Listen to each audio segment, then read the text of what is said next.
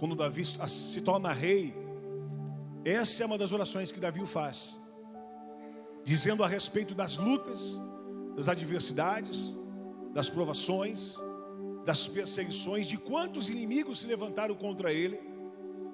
E ainda assim Davi, vivenciando como um sacerdote, como um rei, como um grande líder a qual Deus o exaltou, ele ainda está e continua sendo um adorador. E ele continua orando e adorando e agradecendo e pedindo a Deus para que os livre, para que os guarde, para que proteja, para que ele honre a sua cabeça. Davi sabia a importância da oração. E nós temos ministrado nas quartas-feiras esta campanha de oração, de busca, de consagração. A quão importante é nós nos colocarmos na brecha, porque oração não é um ritual. Oração não é um ritual, não é um rito, não é uma maneira que nós criamos como, olha, para cumprimento de algumas metas. Olha, bateu o cartão, eu orei hoje. Não, oração é o relacionamento com Deus. Oração é você se relacionar com Deus, pedindo a Ele direções, para que Ele o conduza, para que Ele o sare, para que Ele o cure, para que Ele o prospere, para que Ele o abençoe, para que Ele faça milagres na sua vida, para que Ele possa de verdade dar a direção dEle para você e para mim, para que possamos ser conduzidos pelos seus passos. Isto é oração. A oração, ela não deve ser um peso, ela não deve ser um motivo da qual só porque você ouviu aquele dia e você fala, hoje eu vou orar porque... Não.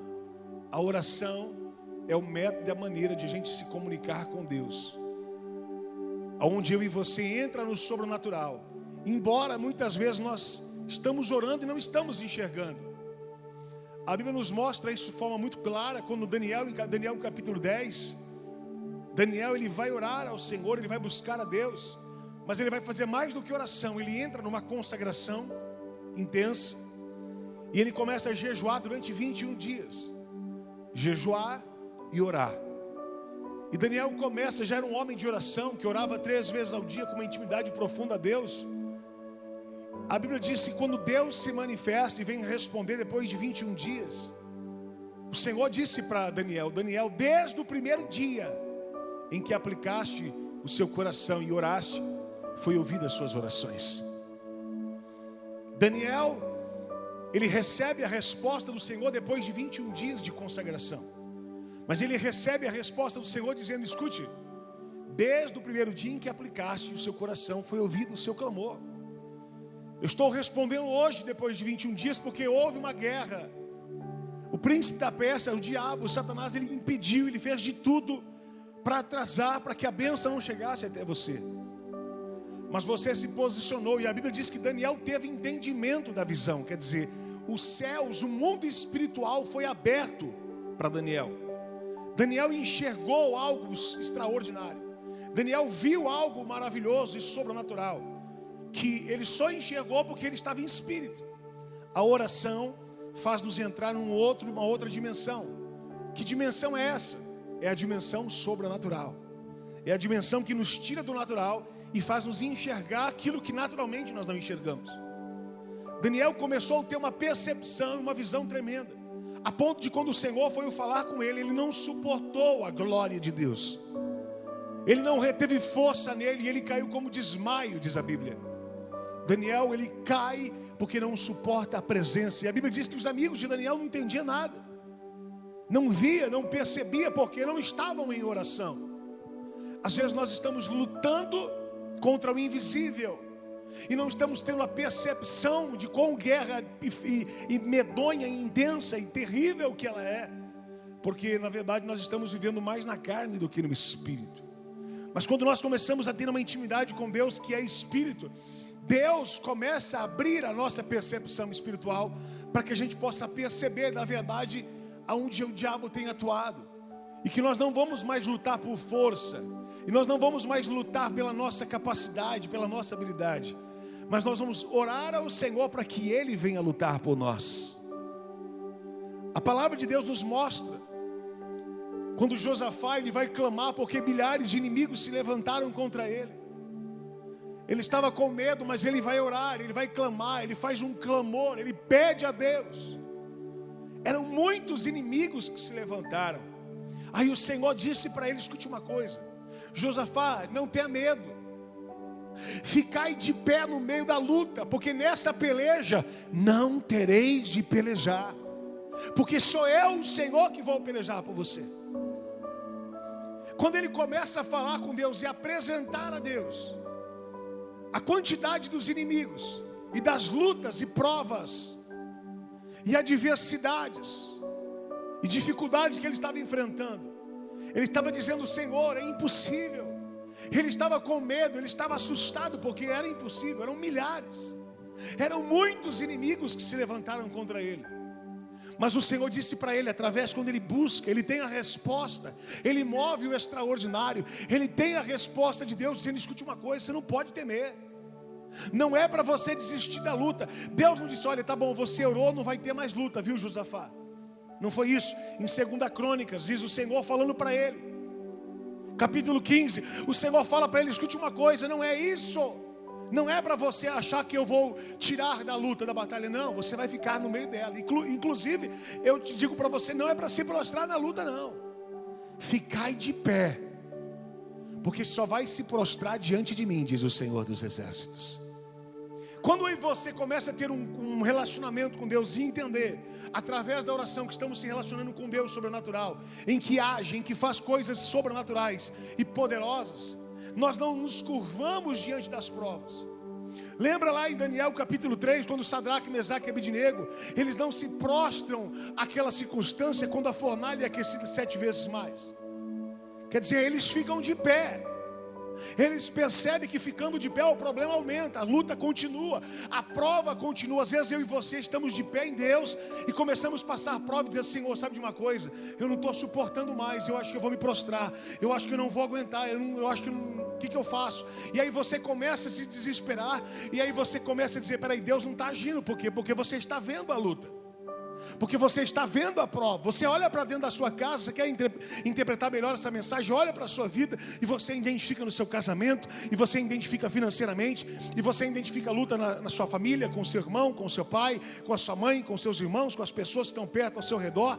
E aí você fala: meu Deus, mas que luta que eu entrei. O Senhor disse: escute uma coisa, essa luta não é para você se prostrar, essa luta não é para você desistir, essa luta não é para você dizer: ah, e agora? Deus fala: ó, vai embora, foge da luta. Não, o Senhor diz: fique de pé, olhe, contemple com os teus olhos, porque eu, Senhor, vou te dar livramento, eu, Senhor, vou te entregar a vitória, eu, Senhor, vou te entregar a resposta, eu, Senhor, vou fazer milagre, eu, Senhor, vou abrir portas, eu, Senhor, vou fechar a boca do leão, eu, Senhor, vou te livrar dentro da fornalha, eu, Senhor, vou restituir aquilo que foi roubado, eu, Senhor, vou restaurar aquilo que o inimigo quis tomar, porque esta luta não é para te matar, essa luta é para trazer exaltação de Deus sobre a sua vida, essa luta é para promover você e para que você enxergue a glória e o poder de Deus. Escute, o Senhor tem ouvido a sua oração, o Senhor tem ouvido o seu clamor, quando você o clama, quando você ora, e aí você fala: mas Senhor, eu orei, a luta ainda continua. O Senhor diz: sim,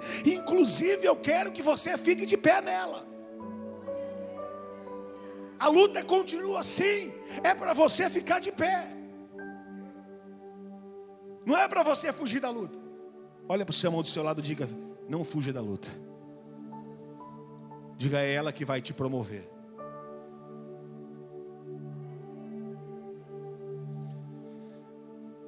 Davi, tudo mudou na vida de Davi quando ele enfrentou a maior guerra da vida dele, quando ele desafiou um gigante. O gigante era uma luta muito grande. Os exércitos de Israel temeram. Eu não disse algumas pessoas, eu disse: os exércitos de Israel temeram aquele gigante.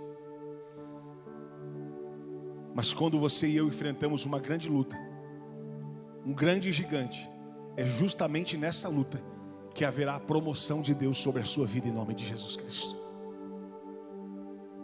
É justamente nesta prova em que você está vivendo que você vai começar a enxergar coisas extraordinárias de Deus acontecendo na tua casa.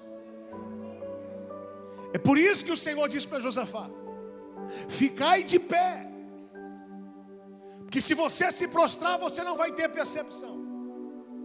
Se você se prostrar, você não vai ver nada do que está acontecendo. Se você se prostrar, você não vai conseguir contemplar. Mas quando você ficar de pé, se prepara, porque você vai ver todos os teus inimigos caindo por terra. Se você entrou aqui para viver milagre, eu quero liberar uma palavra. E se você entrou aqui para crer, você vai agir como quem crê. Você não vai ficar que nem uma estátua parada ou um crucifixo que não tem vida. Você vai ser como um sacerdote vivo, porque morto você vai ser arrastado por uma corda para fora. Escute uma coisa, a palavra é esta: luta é para trazer promoção sobre a sua história. Esta prova é para trazer vitória sobre a tua vida.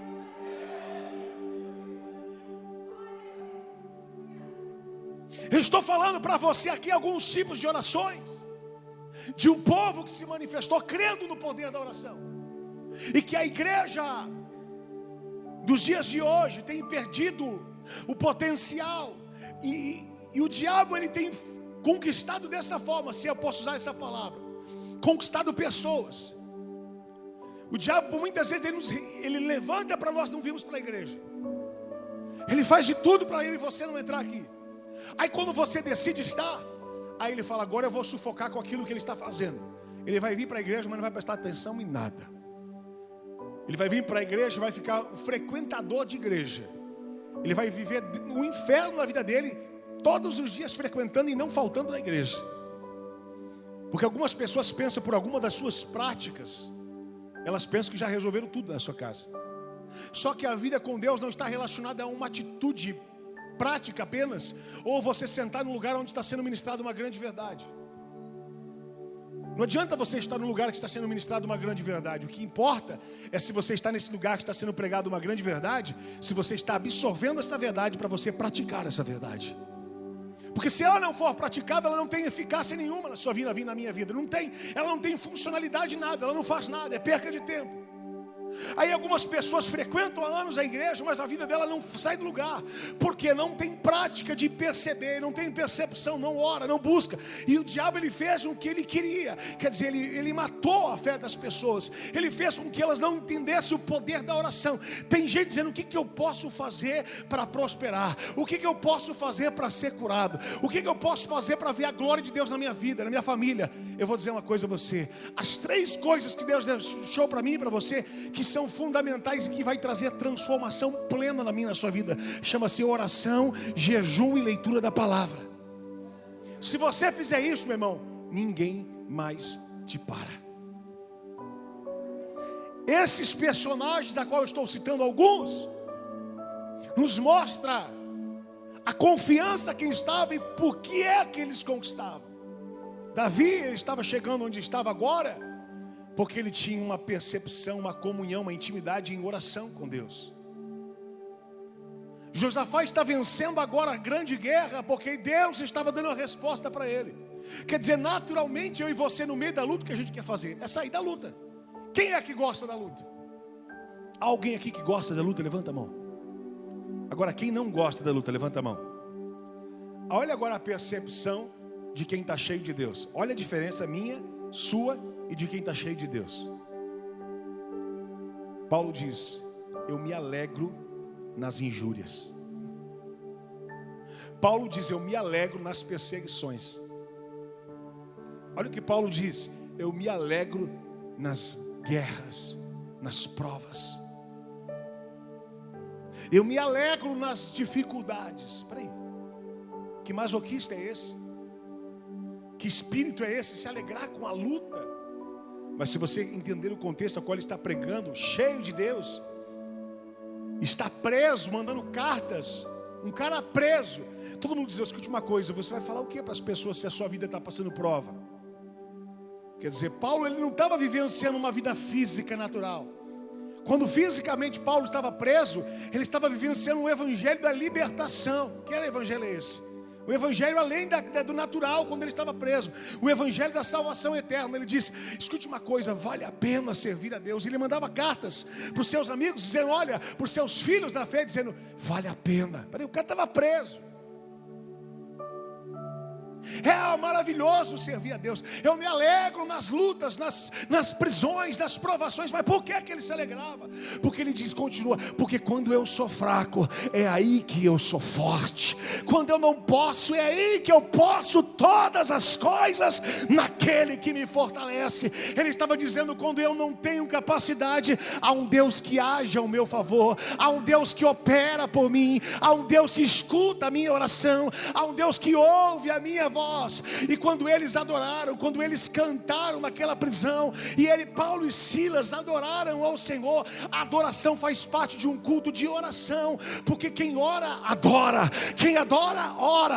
A adoração é uma oração. Eu disse para você que os salmos são orações. E o que são os salmos? São cânticos. Quando eu e você estamos dizendo aqui um louvor e cantando ele, nós estamos fazendo orações ao Senhor, nós estamos clamando a Deus através de cânticos, através de salmos. Por isso que quando a gente vem para a igreja tem o culto, tem a oferta, tem o louvor. Não é uma criação do pastor Rodrigo Ortunho. A criação do reino de Deus, para fazer um culto a Deus, existe um natural do quê? Do sacrifício, da oferta, do louvor, de salmodiar, da profecia, da pregação da palavra. Isto é um culto a Deus bíblico. Então não é uma criação de um tipo de igreja ou de um pastor quem criou isso, não. Quem criou isso foi o Senhor dos Exércitos. Quando você adora, você está orando, você está clamando, você está buscando, você está exaltando, e através da sua oração a glória de Deus começa a se manifestar. Por que a pessoa que vive em oração é uma pessoa que constantemente está adorando a Deus?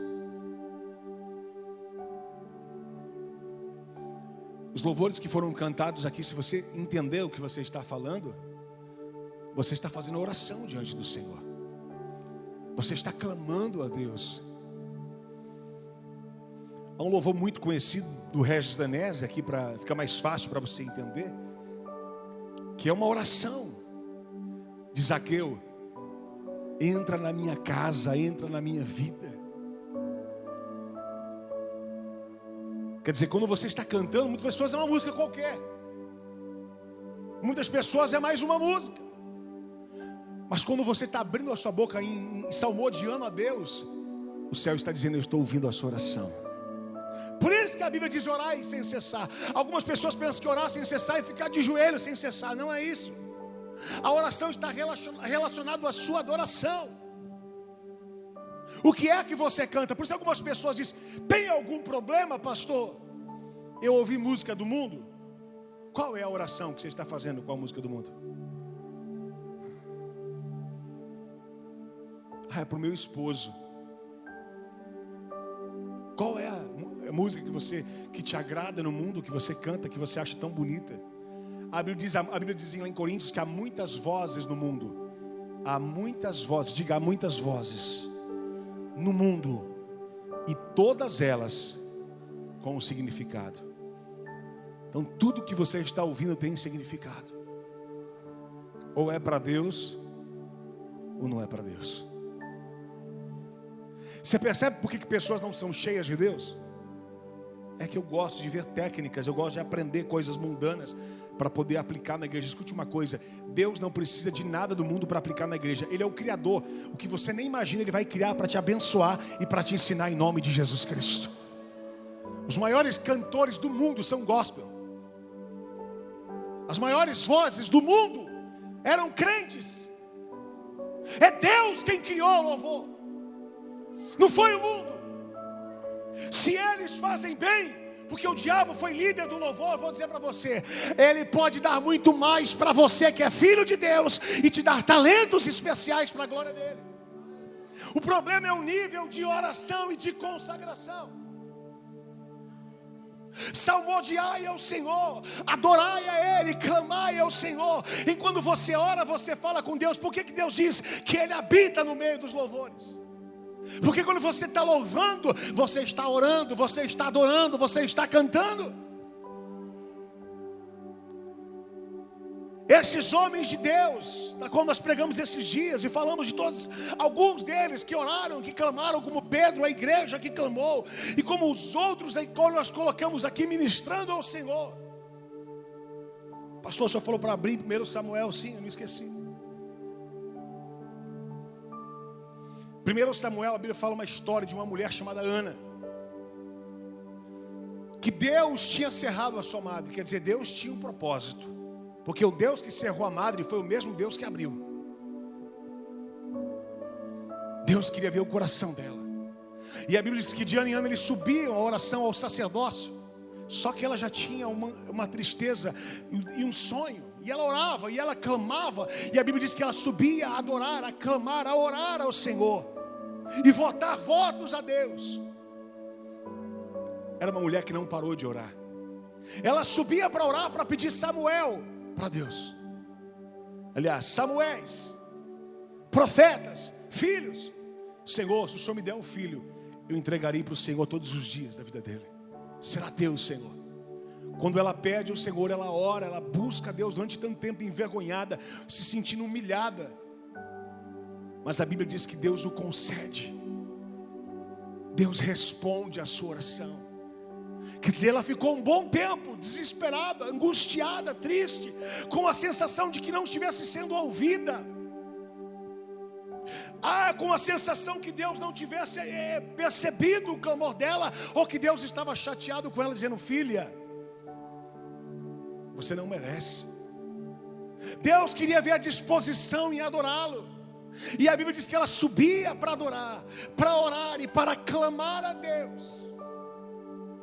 E no tempo certo de Deus, diz a Bíblia que Deus se lembrou de Ana. Olha para o seu irmão e diga: Deus vai se lembrar de você.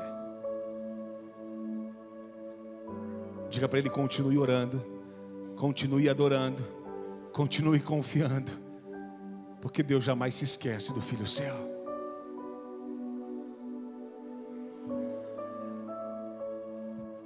Ana recebe uma provisão, um milagre, uma resposta, porque era uma mulher de oração. Mas não foi um dia, anos. Ela subia para o templo para orar, para clamar, para buscar e para oferecer louvores ao Senhor. Mas ela não desistiu. Ela persistiu. Ela continuou. Ela foi fiel. E outra coisa, quando Deus o deu, ela foi fiel ao que ela falou. Porque tem muita gente que pede para Deus e depois que Deus dá, se esquece. Se o Senhor me abençoar, se o Senhor abrir a porta, eu vou ser fiel, eu vou dizimar, eu vou ofertar, tá? Eu estou desempregado, quebrado. Ai Deus, o Senhor não está dando aqui não, a conta não está dando para poder ser fiel. Infelizmente, há muita gente que não tem compromisso com Deus. É quando perde tudo, aí começa a fazer votos com Deus. Olha, Senhor, se o Senhor fizer, ai Deus, conta comigo. Escute uma coisa, amado. Essa guerra é falta de oração, de confiança. Porque quem ora e ouve a voz de Deus, não teme quando Deus fala. Confia quando é Deus que está falando. Sabe quando é Deus que está falando. Ana fez um voto e Deus o responde abrindo a sua madre, porque orou a Deus. Agora a fidelidade dele é algo sobrenatural. Meu irmão, não é fácil. Você ser fiel a Deus no dízimo, eu vou dizer, isso é moleza. Ser fiel em outras coisas é moleza. Mas você dá um filho seu para colocar na casa de um sacerdote falho, aí tem que ser crente. E ela poderia dizer: Senhor, olha isso, olha a revelação de Deus. Ela podia dizer um bom argumento: Senhor, eu pedi um filho para o Senhor, não pedi? Sim, pediu, filho. O Senhor me deu, não me deu? Dei. Só que agora eu não vou entregar para o sacerdote. O sacerdote não presta. Olha os filhos dele, uma bagunça essa casa. Imagina meu filho crescendo aí, vai virar o quê? Ela não questiona a Deus o problema que existia lá dentro. Ela confia em Deus, independente daquilo que estava tudo errado. Quem é de oração não tem medo em ser corrompido, porque dentro de você é uma promessa muito forte de Deus sobre a sua vida. Quantos estão entendendo o que Deus está falando? Ela podia dizer: Senhor, olha aqui, olha para esses caras aí, olha quem é Eli, olha o Ofni, Finéias, olha esses meninos aí que não param, terríveis, perturbados, não têm temor a Deus, não são fiéis, não só fazem isso, aquilo, não, eles não têm nada de Deus. Eli está perdido. Eli acabou de dizer que eu estava embriagado e eu não estava.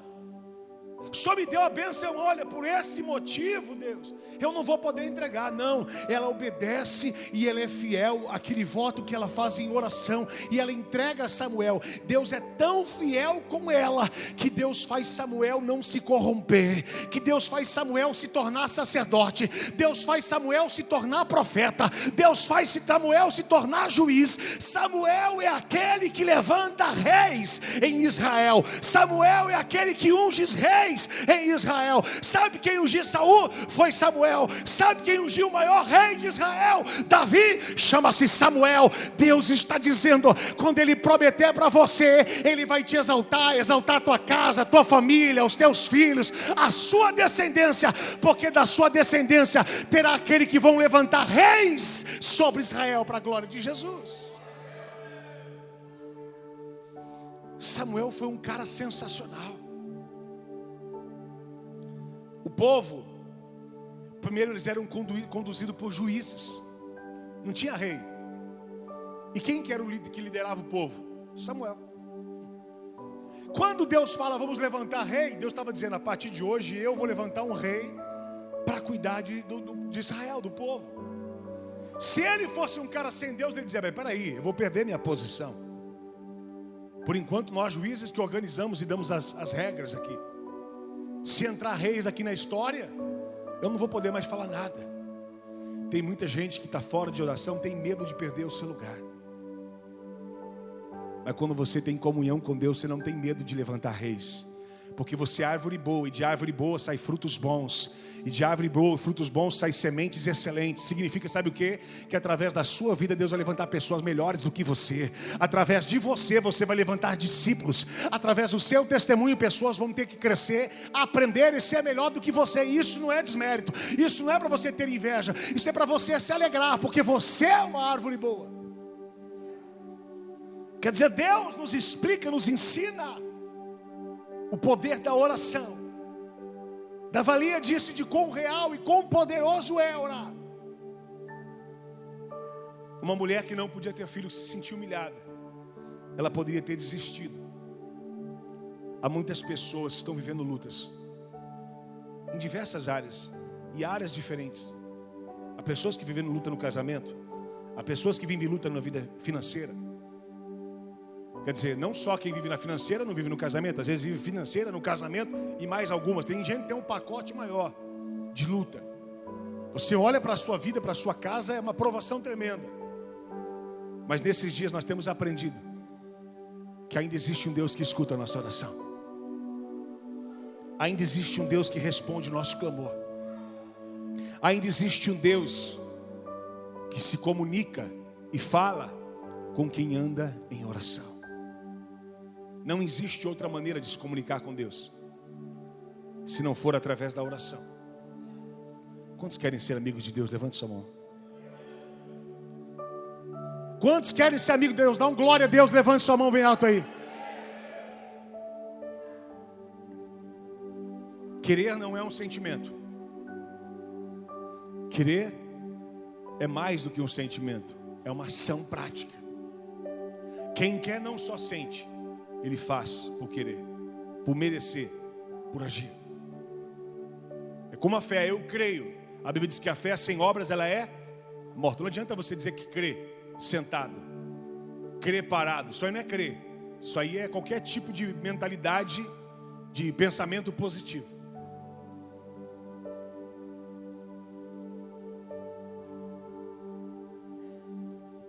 Olha para o seu irmão e diga assim: você vive por pensamento positivo?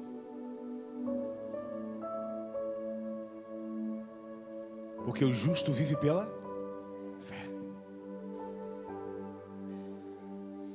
Qual é o filho que você espera? Qual é o presente que você clama a Deus para Ele te dar que você não tem? O que é que você precisa hoje? Qual libertação de um parente, de um amigo, ou até mesmo sua? Que você olha para você e fala: Deus, eu não sei o que eu faço. Deixa eu confrontar a minha vida e a sua vida através da palavra. O que eu vejo de pessoas dizendo: Senhor, eu te amo tanto. Muda até a voz para falar, né? Eu te amo tanto, Senhor. Oh, Lord Jesus Christ. I love you, Jesus. Aí Jesus diz assim: quem me ama, obedece aos meus mandamentos. O amor não está na palavra. O amor não está nos olhos virando e arrepiando. O amor está na obediência, na fidelidade. Quando o marido ama a mulher, quando a mulher ama o marido, quando é fiel. Quando alguém ama o membro, a esposa, o pastor, o líder, o liderado, quando você é fiel. Ah, pastor, mas não tem como amar, é cheio de defeito, meu líder. Você não, você é perfeito. Eu sou perfeito, nós somos perfeitos. Só os outros têm falhas. Mas aí é que está. Mais uma vez, olha para o seu irmão e diga assim: aí é que está. Não, você está falando que nem um morto, está parecendo um defunto falando do seu irmão, moço. Olha para ele e diga: aí é que está. O amor tudo suporta. O amor tudo espera. O amor não intenta mal, não age por usurpação. O amor é aquele que é paciente, que é benigno, que é bom. O amor é aquele que ama aquele que não te dá nada em troca. Você só ama alguém que te dá alguma coisa? Porque senão você não ama.